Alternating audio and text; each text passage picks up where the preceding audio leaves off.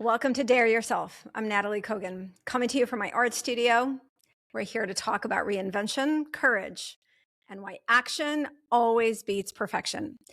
Today, we're diving into the audacity of doing something you've never done before, and I'm joined by my favorite person to dare life with, my husband, Avi.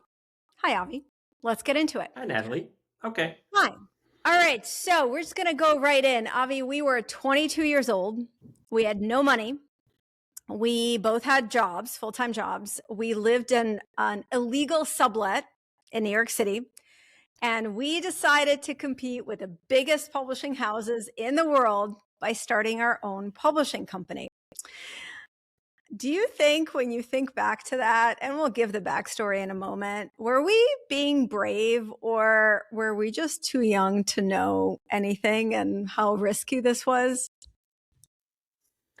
I mean, yes, I think it was both, right? We were brave and a little bit stupid, and because we didn't know anything about anything, and we used that to our advantage. And I think if we had done a ton of research beforehand, we may have talked ourselves out of it, but that would have been a terrible idea. It would have been, I think. All right, so let's back up. How NataviGuides was born. So, quick story. I was working in venture capital at the time, which was intense, and it was good, but it was intense and not very creative. And I was on jury duty, and it was one of those jury duties where, like, we had lots of small cases that were not very, like, you didn't have to think very hard. So it was just a lot of downtime. And as Avi knows, I don't get bored. I just come up with ideas. And we were out of college a couple years, and I had this idea. I'm like, we should do a book series where students write books for other students, like how to get into college, how to get through freshman year. And then I came home and I announced this to Avi. I actually don't remember. Do you remember? Like, did I come home and I was like, we're doing this? Was there like discussion? Do you remember? Yeah. Usually you remember. I mean, it's obviously a long time ago, but I do vaguely remember. I remember the note, but you wrote it down in one of your million notebooks. And of course, yeah, after like 4 days, it was grand jury duty. You were Right. like, well, I can't just sit here. And so, this was your first of, 10,000 ideas. What do you think, Avi? What was your reaction? What was your reaction when I came home and I was like, we're starting a publishing company? I mean, in retrospect, I looking back, I remember just being like, yeah, let's freaking go. And of course, my quick backstory is that, English major in college, I had no idea what I was doing after school. I ended up at a large book publishing firm called Henry Holt, which was super boring. And so when you came home and presented this idea, I was like, well, that sounds way cooler than all the paper pushing I'm doing during the day. Yeah. And if you remember, I don't know if you remember this, but when you were at one point, we had a conversation of how bored you were being like an assistant to the assistant. I mean, it's an out of college job, everyone. Okay. I was like, it's okay. We'll start our own publishing company. So, all right. So here we are. We called our publishing company NataviGuides. Natalie, Avi, get it, everybody. And we called this book series Students Helping Students. Today it would be, I was going to say a website. No, today it would be like a mobile app probably. But our idea was to, so I would give a rough outline of each book. And then we would recruit students from different colleges to write sections. And then Avi would edit, the English major, he would edit the books. What were the first three? I think I did the first one. It was about writing your thesis. Yep. Conquering your thesis. And then what did we do? What were our first couple? Well, you did thesis, and then we didn't like do all this research. We were like, oh, let's just then do a bunch of them. And so I think we did like 3 or 4 in this next batch. And I think it was navigating your freshman year, something about financial aid. Yeah, how to get financial aid. Yeah, and then I think we did like one on how to get into college. Right. Yeah. Yeah. Yeah. Getting into college. Yeah. Something about without Yeah. going broke, getting into college, the application process. And then you made me in charge of recruiting all of the students who became the editors and co-editors. Well, I love what your word slipped out. I made you be in charge. So I was, I was going to say, who was the CEO? I think I was CEO when I was born. So for anyone wondering, why we didn't give ourselves titles, but I was kind of orchestrating the high level, and Avi is amazing at people and connecting with people. So Avi would recruit these students and then edit the books. And that was like step one. And then we were like, okay, well, that's like step one of making a book. What's next? And I always laugh when we tell that story, Avi, because like at a minimum, like why didn't we just pitch that as a series to a publisher? Like well, because it was just more bold to not. And we didn't even think about it, actually. No, well, we didn't like do market research, right? But also for the audience, right? This is 1999. Yeah, and let's date ourselves. Right? Like internet, there wasn't some massive set of information. You go out and seek out all of these different existing books, and so you like Amazon was still early. And so we're making this up as we go along. I mean, like and we that were was making kind of it the up. beauty. We also had to find a printer.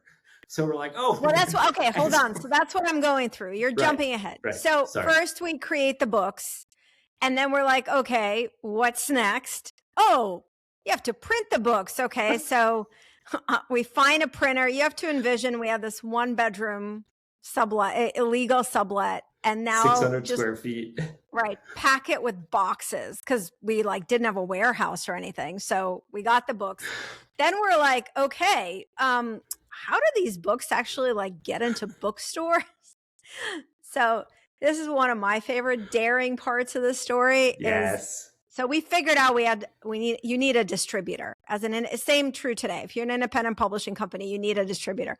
So we went to this huge book expo at the huge Javits Center in New York City. And it's a good thing I don't really know how to follow rules. So it's good because we found, what were they called, Avi? Independent Publishers Group, I think. Something like that. Ooh, good memory. We found them, and I saw the guy, and he was taking meetings with, I guess, publishers, and I saw one of his meetings leave, and I looked at, I think he had a clipboard, and he had an opening, and I just went in there as if I had a meeting with him. Wish I remembered his name. Classic Natalie Kogan. Just very classic dare yourself move. So that's how we got our distributor, and they took us on probably because we were just all enthusiasm. It was like 99% enthusiasm, 1% something else. And then, so Avi, take us into, okay, so now we're running this publishing company. Now, both of us have jobs. Your job's not as intense because my job's pretty nuts. I'm in venture capital, but we both have these regular jobs. We have a distributor, but you got to like get PR for your books, right? Like you got to have a website. Yep. So to talk just a little bit about some of the other kind of daring things we did to get the word out about our books. Well, it was really like follow the yellow brick road. We don't know where it's going to lead. And so we somehow found this publisher, this printer in Minnesota that we were just making up like, oh, let's print 5,000 books. And then 5,000 books show up in our living room / office / dining room. And then, yes, we contacted this guy that had been building early websites, and he helped build the website for us. And then literally, I remember my job, I didn't have to get there till 10 a.m. And so we had this massive operation in our bedroom with envelopes and sample books and all these letters. And I think you would leave at like 8 a.m. and I would spend the next hour or so printing up a dozen or so every day. I would bring it to this place across the street, and we'd ship them out and say, hey, please review our book. New York Times, Washington Post, any media outlet we can think of, Newsday, all of these guys. And lo and behold, like it worked.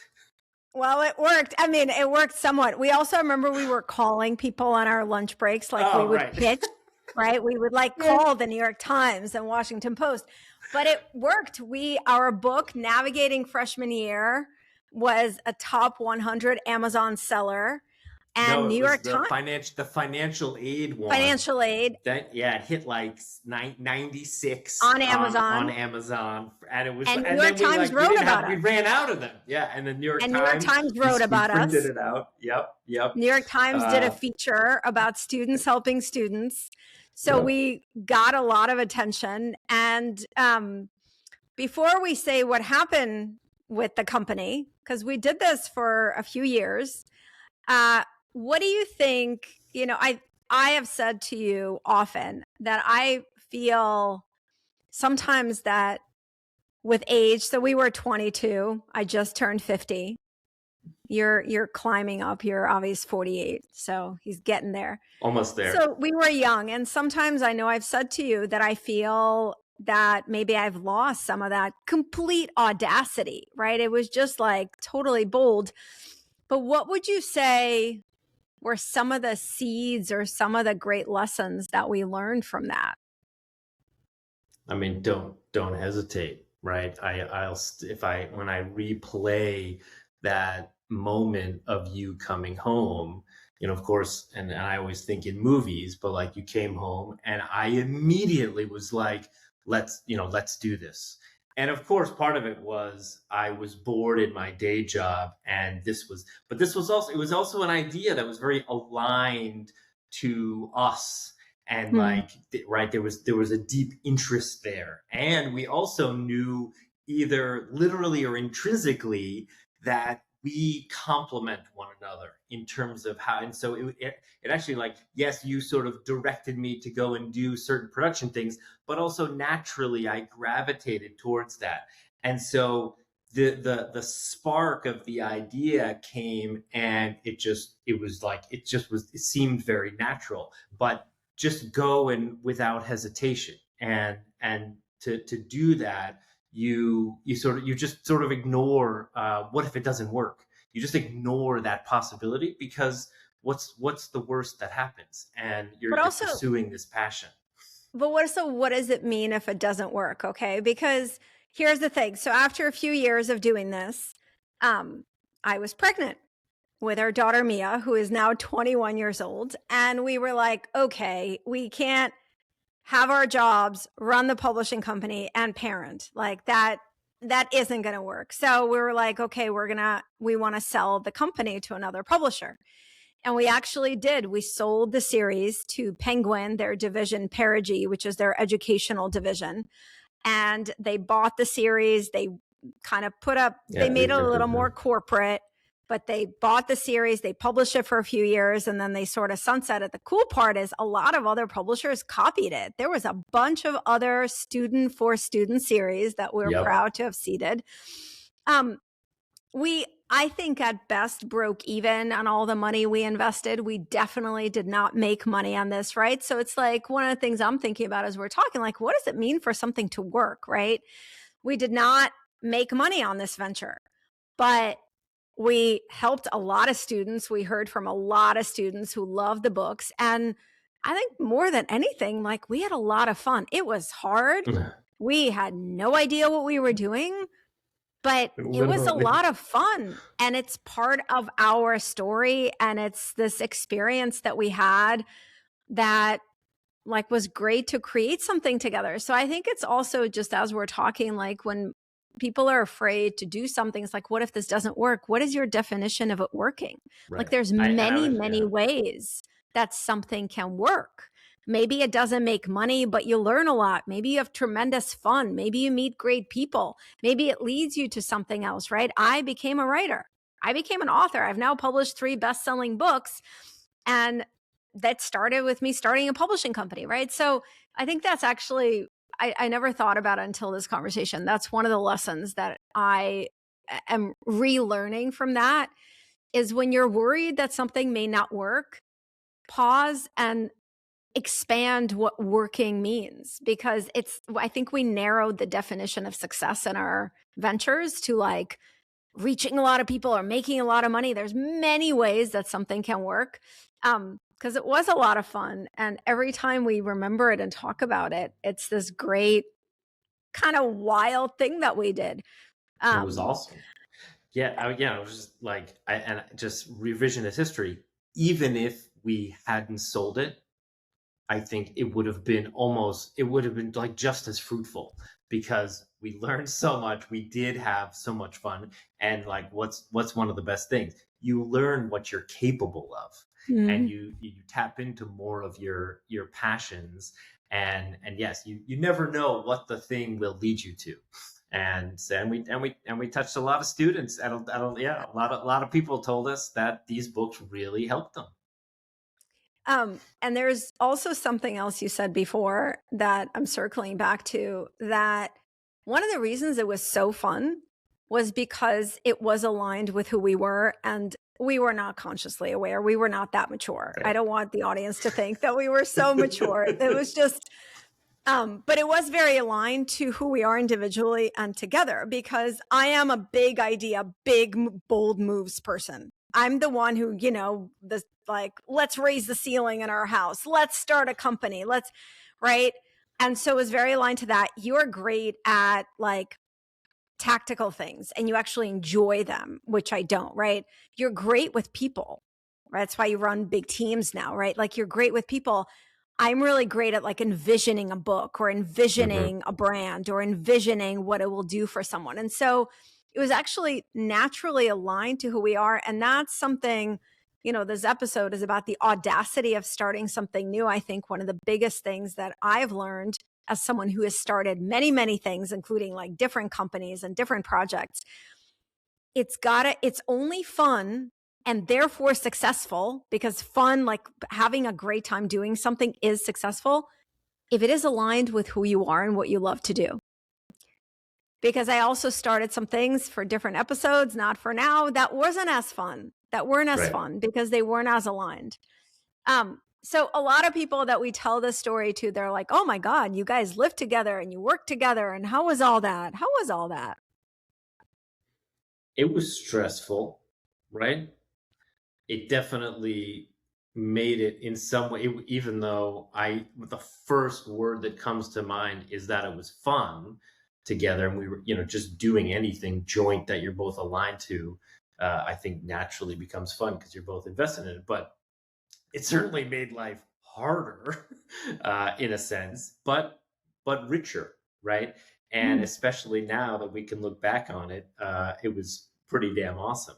So, but we added more variables, but then like kudos to us when when we knew Mia was coming.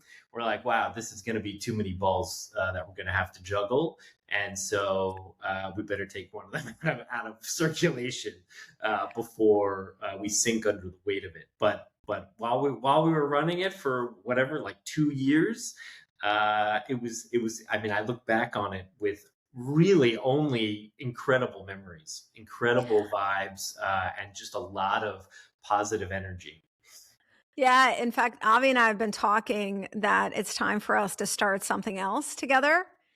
We've now been married for more than a few years. We've been together how many years? 25. 25 years. Been together almost 30 years. Been married for 25. So we now have a lot of more legs under us. So we've been talking about that it's time for us to do something else together because we loved it so much. Um, it's interesting, the transition was hard because Mia was born just as we sold it. And they asked that we combine some of the books, restructure some of the books. And I have a very clear Right. memories of sitting at home with her on maternity leave, rocking her in her little rocky thing with my foot, because that's the only time she would like be quiet. And I was re-editing, combining the books while also like Forgot listening to about. the board call from my venture capital job because I was afraid they were going to fire me. That's a long separate story. So, we talk about this. Actually, another thing that's coming out of this, Avi, is like we talk about it being so fun, but it was hard.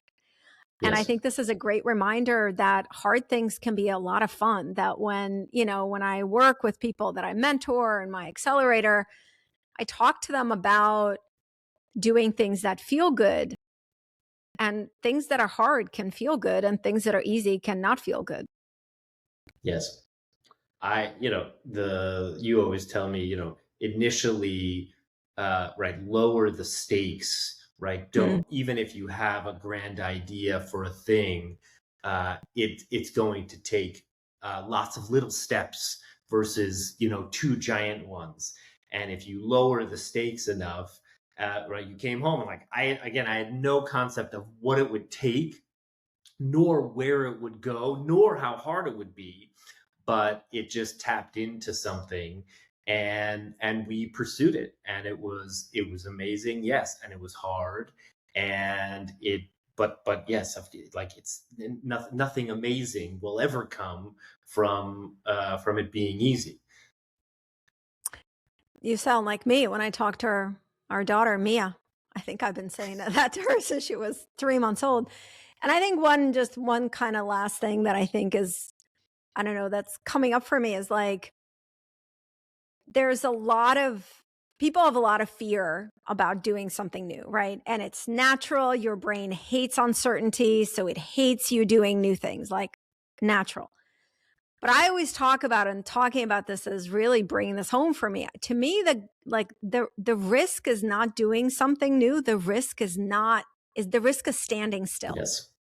That Yes. to me is the scariest thing in the world, because like, as you and I have been talking about this, I guess the first time in many years we've sat down and actually talked about it, right? Like, we remember, but we don't talk about it. The thing that I'm realizing is, if we were sitting here like 30, 25 years later now, and we were sitting, we're like, remember how we thought about starting that publishing company Yeah. for Oh, students? Remember we wanted to do it, what but we a talked. giant regret that would be. Because you can't go back to those times where we lived on hot dogs and salad, and that was cool. And like, I wouldn't buy anything more than H&M. Like, that was all like, it was fine. You can do that when you're 22. Yes.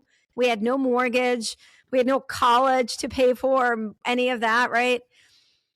So we would really regret it. And I think that's another big lesson, I guess, that's coming out of this is, if you're scared to do something new, I encourage you to think, like, meet your 85-year-old self and ask your 85-year-old self to look back, and what will your future self tell you? Because my bet is your 85-year-old self is going to tell you, I'm going to regret if you don't do it. And the risk of living a life unlived without doing the things that pull you and then regretting it, it is so much greater than doing stuff and them not working out. But it's hard to see sometimes. So that's one of the reasons we wanted to talk about this, is to remind ourselves, first of all, and everyone listening, that the audacity to do something new, it might feel scary, but it's a lot scarier to live a life where you don't do it and then you regret it. Absolutely right.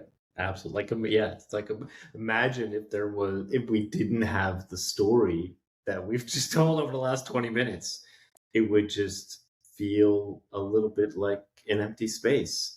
And now there's so much richness that we can pull from it. And as you always tell me, we can remind ourselves what we're capable of to then propel us to the next thing. I think that's actually one of the biggest things, right? It's like, whenever people hesitate to start something, so many clients I work with, like, they're hesitating, they're afraid. What if it doesn't work out? The person you become just by doing the new thing is a different person, and it's worth doing it just to become that person, because you now become a person who's capable of doing that new hard thing. And that is worth everything, because even if that thing doesn't quite work out the way you want, you're now a person who can do new hard things. And that is invaluable. So I think that's an awesome insight. We're going to wrap it here.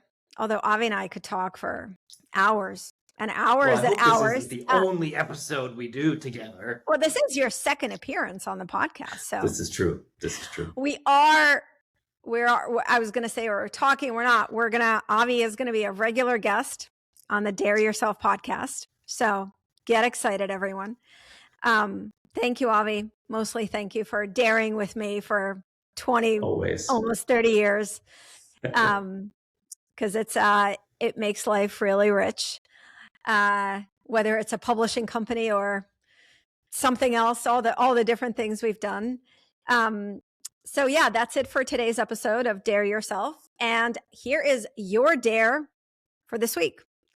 Identify one unreasonable idea that you have dismissed because you don't have the experience. And what is one step that you could take towards actually making it happen? If you found value in this conversation, if you loved it, please hit follow and share this episode with one person who needs a little more audacity in their life. I'm Natalie Kogan, and I'll be back next week. Until then, what are you waiting for? Go and dare yourself.